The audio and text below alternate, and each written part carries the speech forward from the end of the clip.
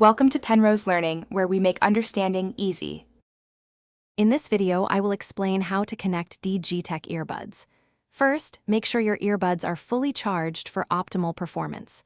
Then, take both earbuds out of their charging case. This action usually powers them on automatically. Keep them close to your smartphone, tablet, or computer, ideally within 1 meter, to ensure a strong initial connection. Next, observe your DGTEC earbuds. They should automatically enter pairing mode, indicated by a flashing LED light, often blue and red, on one or both earbuds.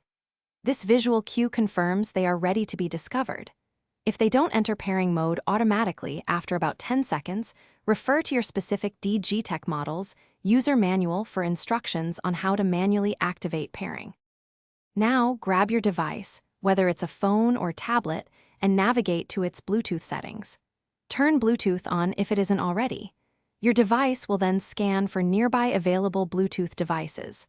Look for DGTEC earbuds or a similar identifier in the list of found devices. Tap on it to initiate the connection process. Once selected, your device should indicate a successful connection, often showing "Connected" next to the DGTEC earbuds entry.